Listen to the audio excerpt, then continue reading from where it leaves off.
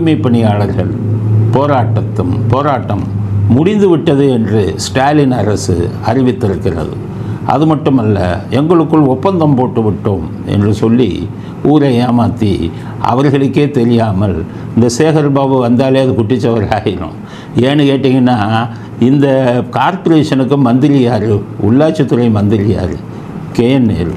அவர் தான் 4000 கோடியை முங்காம் போட்டார். இந்த சென்னையில் இந்த வெள்ள நீருக்கு வடிகால் அமைக்கும் பணிக்கு 4000 கோடி செலவு பண்ணேன்னு முங்காம் போட்டார்.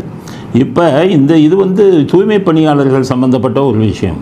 தூய்மை பணியாளர்கள் எல்லாம் சென்னை கார்ப்பரேஷனை சேர்ந்த தூய்மை பணியாளர்கள் தான் அந்த போராட்டம் நடத்துகிறாங்க. அப்போ இதை சால்வ் பண்ணணும், இதை தீர்த்து வைக்கணும்னா அந்த துறை மந்திரி KN நேரு தானே பேசணும். KN நேரு பேசாமல் சேகர் பாபு உள்ள வர்றாரு. அந்த போராட்டத்தை முடித்து வச்சுருக்காரு. எப்படி போராட்டத்தை முடித்து வச்சுருக்காரு? நள்ளிரவில் 12 மணிக்கிலிருந்து 1 மணிக்கு தங்களை கைது செய்ததாக அவங்க சொல்கிறாங்க. இந்த வீடியோவில் பாருங்கள், அவங்களே சொல்கிறாங்க. ஒருத்தர் வயசான இன்ஸ்பெக்டர் ஏறினாரு. அவர்கிட்ட கேட்குறோம், சார் என்ன சத்தத்தில் சார் எங்களை இட்டுமே விற்க போறீங்கன்னு கேட்குறா. ஏமா அதெல்லாம் இன்னும் ரூல்ஸ் வரலாமா, டைம் ஆகும் இருங்கண்ணா. சுற்றி வராங்க. 1 hour 12:30 மணிக்கு ஏற்றணுங்களே, 1:30 மணி 2:10 இட்டு போய் எங்களை சத்தத்தில் போடுறாங்க. 12 மணிக்கு எங்களை கைது செஞ்சாங்க, 1 மணிக்கு கைது செஞ்சாங்க. என்ன பண்ணியிருக்காங்க? உயர்நீதிமன்றம் அவர்களை அப்புறப்படுத்தலாம்னு சொல்லிட்டாங்க. அதில் உயர்நீதிமன்றத்தை நம்ம குறை சொல்ல முடியாது. ஏன்னா தலைமை நீதிபதி கிளீனாக சொல்லியிருக்காரு. எப்படின்னா, நீங்கள் ஒரு போராட்டம் நடத்தணும்னா அரசாங்கத்திட்ட அனுமதி வாங்கணும். அப்போ அரசாங்கம், காவல்துறை எந்த இடத்துல நீங்கள் போராட்டம் பண்ணலான்னு அனுமதி கொடுப்பாங்க. ஏன்னா மக்களுக்கு பாதிப்பு வரக்கூடாது, போக்குவரத்துக்கு பாதிப்பு வரக்கூடாதுங்கிறதுக்காக அவங்க ஒரு இடம் கொடுப்பாங்க. அங்கே நீங்கள் போராட்டம் நடத்தலாம்.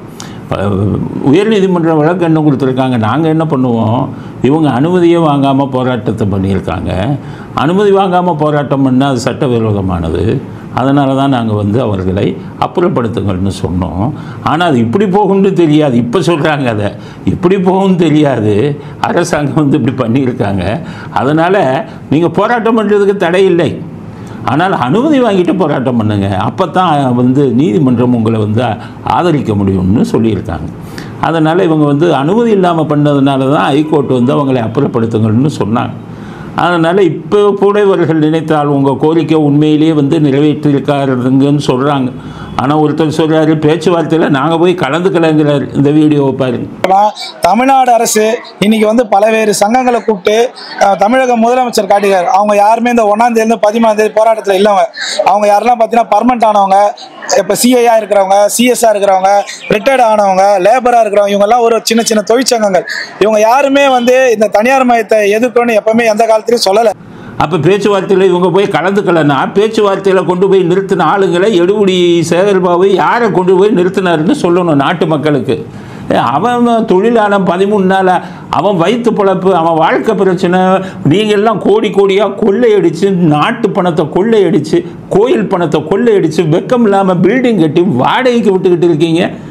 அவன் வயிற்று பொழப்புக்கு போய் போராடுறான். அவனுடைய போராட்டத்திலே கலந்துக்கிறாதே யார்? 5-6 பேரை கொண்டாந்து முதலமைச்சர் முன்னாடி நிறுத்தி அவர் தான் பொம்மையாச்சு, அவருக்கு யாருன்னே தெரியாது, அப்படியான்னு தலையாட்டிட்டு போவார். அவருக்கு முன்னாடி போய் நிறுத்தி இவர்கள் வாபஸ் வாங்கிட்டாங்கன்னு சொல்லி முடிச்சுட்டாங்க. 12 மணிக்கு கைது பண்ணியிருக்காங்க.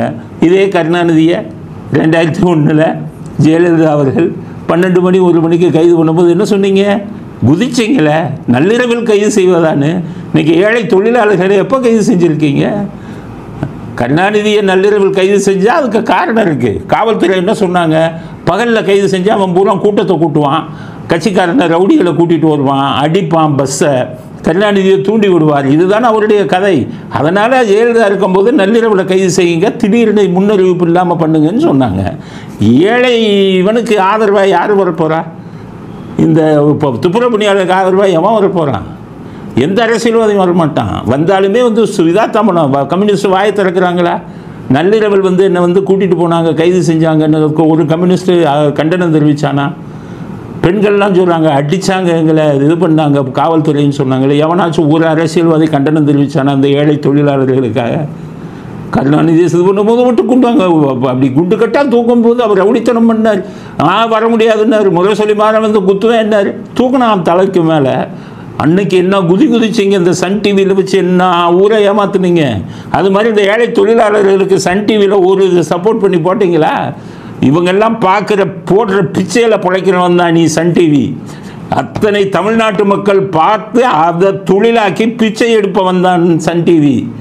இன்னைக்கு அந்த தொழிலாளர்கள் பாதிக்கும் போது அவனுக்கு ஆதரவாக போடுறதுக்கு துப்பு இருக்கா உனக்கு? சன் டிவிக்கும் உன்னுடைய விரும்பங்களை வந்து கட்சி உங்கள் குடும்பத்தை சேர்ந்தவர்களுக்கு மட்டும் ஆதரவாக போடுறீங்க. எவ்வளவு இதுக்கு அனுபவிச்சிருக்காங்க அவங்க? இல்லை அவங்க பிரச்சனைக்கு தீர்வு வந்ததா? என்ன சொல்கிறாங்க? அவங்க பிரச்சனை மெயின் பிரச்சனை என்ன? தனியார்மையை விடாதீங்க, தனியார்கிட்ட விடாதீங்க, எங்களுக்கு பணி பாதுகாப்பு இல்லை, தனியார் வந்து பாதி சம்பளம் தான் கொடுக்குறான், எனக்கு தனியாருக்கு விடாதீங்கிறது தான் நான் அவர்களுடைய கோரிக்கை. அந்த கோரிக்கையில் வந்து எதை நிறைவேற்றினீங்க? ஸ்டாலினை கேட்குறேன், அந்த கோரிக்கையை நிறைவேற்றினீர்களா? ஏதோ 5-6 கோரிக்கையை நிறைவேற்றிட்டோங்கிற மெயின் கோரிக்கை தானே நிறைவேற்றணும். அவனுக்கு அரசாங்கத்தில் 30,000 ரூபா கணக்கு எழுதிட்டு அவனுக்கு 10,000 ரூபா கொடுக்குறீங்களே, மீதி 20,000 ரூபாயை சுரண்டி திங்கிறீங்களே, உங்களுக்கு வெக்கம் இல்லையா? அரசாங்கம் உங்களுக்கு ஸ்டாலினுக்கு தான் கேட்குறேன், வெக்கம் இல்லையா உங்களுக்கு? ஒரு ஏழை தொழிலாளனுக்கு வயிற்றில் அடித்து அந்த பணத்தில் கொள்ளை அடிக்கிறீங்களே, ஊழல் பண்ணுறீங்களே, நீங்கள்லாம் எத்தனை பாவத்தை அனுபவிக்க போகிறீங்கன்னு தெரியலையே. அவன் பூரா தூய்மை பணியாளரையா 10,000 ரூபா 12,000 ரூபா கொடுக்குறான் தனியார் கம்பெனி, மீதி அவன் எடுத்துக்கிறான். உங்களுக்கு எவ்வளோ கொடுக்குறான்? என்னுடைய கேள்வி அதுதானே. உங்களுடைய ஊழலே வந்துக்கிட்டு விஞ்ஞானபூர்வமான ஊழல். G2 பேர் வச்சுருக்காங்க. நீங்கள் போய் G2 எடுத்து பாருங்கள், ஓனர் வேறு பேர் இருக்கு, இவங்க குடும்பத்து பேர் யாருமே வராது. ஆனால் G2 எல்லா நிலத்தையும் வாங்கி அதிக விலைக்கு விற்று கோடிக்கணக்கில் சம்பாதிப்பதாக கணக்கு காமிச்சிக்கிட்டு இருக்காங்க. நீங்கள் நினைக்கிற மாதிரி G2 அவங்க விற்று பணம் சம்பாதிக்கிறதுக்கு வந்து இவர்களுக்கு அவசியம் இல்லை. அரசாங்கத்தில் ஆயிரக்கணக்கான கோடி லட்சக்கணக்கான கோடி சம்பாதிக்கிறாங்க. பிடிஆர் சொன்னபடி 2 வருஷத்தில் உதயநிதி ஸ்டாலினும் சபரீசனும் 30,000 கோடி சம்பாதிச்சதாக சொல்கிறாங்க. அந்த கருப்பு பணத்தை லஞ்சமாக வாங்கி அந்த கருப்பு பணத்தை வெள்ளையாக்குவதற்கு உருவாக்கப்பட்டது தான் G2. இத்தனை பிளாட்டை விற்றா எங்களுக்கு இவ்வளவு லாபம் வந்ததுன்னு சொல்லி அந்த லஞ்ச பணத்தை வந்து வெள்ளையாக்குவதற்காகத்தான் G2 உருவாக்குனாங்க. ஆனால் போய் பார்த்தீங்கன்னா G2 இவர்கள் பேரோ இவங்க குடும்ப பேரோ வராது. அதே மாதிரி இவங்களுக்கு வந்து துப்புரவு தொழிலாளர்களுக்கு கம்பெனி கொடுக்குறானே, அதெல்லாம் இவங்களுக்கு வேண்டிய கம்பெனி, அதெல்லாம் பினாமி கம்பெனி. அந்த கம்பெனிக்காரவங்கள பேர் இருக்கும், வர லாபத்தெல்லாம் நான் எடுப்பேன், இதுதான் இவர்களுடைய இது. இப்போ அந்த கம்பெனியிலேருந்து வரக்கூடிய இவர்களுக்கு வந்து 10-12,000 ரூபா கொடுத்துட்டு 30,000 ரூபா 18,000 ரூபாயை பங்கு ஓட்டுக்கொள்வது இவர்கள். வேறு ஒரு கம்பெனி பேரை வச்சுக்கிட்டு அதனால தான் தனியார் மயமாக்குவோம், தனியார் மயம் வேண்டான்னு சொல்கிறதை ஏற்றுக்கொள்ளவே மாட்டார்கள். காரணம் அதில் தான் இவர்கள் கோடிக்கணக்கில் சம்பாதிப்பாங்க. அரசியல்வாதி எப்படி சொல்கிறேன், அரசியல்வாதியில் எல்லாம் கொள்ளையடிப்பாங்க, கரெக்டு. கொள்ளையடிக்கிறதுலேயும் கொஞ்சம் மனசாட்சி இருக்கிற அரசியல்வாதி எப்படி அடிப்பான் தெரியுமா? அதாவது மக்களை பாதிக்காத லஞ்சத்தை வாங்குவோம், மக்களை பாதிக்கக்கூடாது, கொஞ்சம் அரசியல் மனசாட்சி உள்ளவன். ஏன்னு கேட்டிங்கன்னா ஒரு எலெக்ஷனுக்கு அவன் 200 கோடி 300 கோடி 1000 கோடி வரை செலவு பண்ண வேண்டியது இருக்குது. நம்முடைய அரசியல் சிஸ்டமே அப்படி இருக்குது. அதனால் அரசியல்வாதிக்கு ஒரு எலெக்ஷன் வந்து 500 கோடி தேவை, 1000 கோடி தேவை. இதை எப்படி சம்பாதிப்பது அப்படின்னா, அரசியல்வாதியாக வர்றவன் மனசாட்சி இருந்தால் என்ன பண்ணணும்னா, மக்களை பாதிக்காத லஞ்சம். இந்த கவுன்சிலர் பூரா போயிட்டு மண்ணு வீட்டு வாசலில் கொட்டினா லஞ்சத்தை கொடு, வீட்டில் தண்ணி வரலன்னா லஞ்சத்தை கொடுன்னு கேவலமான பிறவிகளில் பண்ணிக்கிட்டு இருக்கானே, இதெல்லாம் மக்களை பாதிக்கக்கூடிய லஞ்சம். ஸ்டாலின் அடிக்கக்கூடியதெல்லாம் இப்போ ரேஷனில் வந்து மக்களுக்கு வந்து 2 கோடி ரேஷனுக்கு பொங்கல் பரிசுன்னு கொடுக்குறாங்கன்னு வைங்க, கணக்கு என்ன காமிப்பான்? ஒரு இதுக்கு கணக்கு காமிக்கிறது 1000-2000ன்னு காமிப்பான். ஆனால் அதில் கமிஷன் அடித்து 500 கோடி தான், மீதி எல்லாம் அவன் கமிஷன் அடிப்பான். இது மக்களை பாதிக்கக்கூடிய லஞ்சம். 2000 மொத்தமாக மக்களுக்கு பொங்கல் பரிசுன்னு கொடுத்தா என்ன வரும்? ஸோ மக்களை பாதிக்காத லஞ்சம்னு இருக்குது. எதுனா அதுதான் இந்த டாஸ்மாகில் 1 பைசா சம்பாதிக்க வேணாம் நம்ம அரசியல்வாதி. தானாக வரக்கூடிய லஞ்சம் டாஸ்மாகில் என்னென்னா, இந்த மது உற்பத்தி பண்ணுறான் பாருங்க தொழிற்சாலை, அவன் பூரா இவங்க ஆளுங்கட்சி ஆள். அவன் ஒரு பாட்டிலுக்கு இவ்வளவுன்னு ஆளுங்கட்சிக்கு கொடுத்துருவான். நீங்கள் பார்த்தீங்கன்னா ஒரு வருஷத்துலேயே ஆயிரக்கணக்கான கோடி அதில் லஞ்சமாக வந்துடும். ஏன்னா 30,000 கோடி லாபம் காமிக்கிறாங்க, 40,000 கோடி. இப்போ 1000 கோடி சாதாரணமாக வந்துடும். ஆக ஒரு வருஷத்துக்கு 1000 கோடினா 5 வருஷத்துக்கு 5000 கோடி உனக்கு அதுலேயே லஞ்சம் வந்துடும். நீ எதுலேயுமே லஞ்சம் வாங்க வேண்டியது இல்லை, எலெக்ஷன் செலவுக்கு இதை மட்டும் வச்சுக்கலாமே. இது மக்களை பாதிக்காத லஞ்சம்லாம் போய் தொலை, மக்களை பாதிக்காத லஞ்சத்தை வாங்கி தொலைஞ்சு போ. ஆனால் மக்களை பாதிக்கக்கூடிய லஞ்சத்தை வாங்குற இவன் பாவம் துப்புரவு பணியாளர், சாப்பாடுக்கே கஷ்டப்படுறான். 2000 பேர் பல ஆண்டுகளாக இவன் ஒப்பந்த பணியாளராகவே இருக்கான், அவனுக்கு வேலைக்கு பாதுகாப்பு இல்லை. அவன் அதைத்தான் சொல்கிறான், நீ தனியார்ட்ட விட்டால் என்ன பண்ணுற? தனியார் ஒரே நல்ல வேலை விட்டு போங்கிறான். சம்பளத்தை கரெக்டாக கொடுக்க மாட்டான். 10ஆம் தேதி கொடுப்பான், 15ஆம் தேதி கேட்டால் கவர்மெண்ட்லேருந்து இன்னும் பில்லு வரலம்மா. இது மாதிரி பல விஷயங்கள் இருக்குது. பல வருடங்களாக ஒப்பந்த தொழிலாளராக இருக்கிறவனுக்கு இன்க்ரிமெண்ட்டே வராது. வெறும் சம்பளம் அந்த எப்போ வாங்குறானோ கன்சாலிடேட் பேம்பாங்க, அதுதான் வரும். இதெல்லாம் பெரிய பிரச்சனை. அதாவது ஏழைகளை பாதிக்கக்கூடிய பிரச்சனை. பணக்காரனா இப்போ என்ன வேணாலும் பண்ணி தொலை. நீ பணக்காரன்ட்டு உன்ட்ட ஒரு லிஸ்ட் இருக்குது. உலகமாக பணக்காரன் பூரா உன் கட்சியில் தான் இருக்கான். பெரிய ஆள் ஜெகத்ரட்சன் மாதிரி அவங்ககிட்ட கூட வச்சு என்ன வேணாலும் கொள்ளையடி எதுவும் பண்ணு. ஏழைகளை பாதிக்காத, ஏழைகளின் வயிற்று பிழைப்பை கெடுக்காதே. அதைத்தான் நான் இவ்வளோ சொல்கிறேன். இப்போ இவருக்கு கேஎன்ஆருக்கு ரொம்ப வருத்தப்படுறாங்க. என்னென்னா என்னை விடலையே, நான் எதுக்கு மந்திரியாக இருக்கேன், உங்களை விட்டால் 4000 கோடி அடிச்ச மாதிரி இதில் அடிச்சிருவீங்கன்னு ஸ்டாலின் பயம். ஆனால் என்ன எஸ்வி சேகர் அதை விட கில்லாடி கேஎன்ஆர். ஆனால் அடிக்கிற கொள்ளையில் ஸ்டாலின் குடும்பத்துக்கு கொடுத்துருவார் எஸ்வி சேகர், கேஎன்ஆர் கொடுக்க மாட்டார்.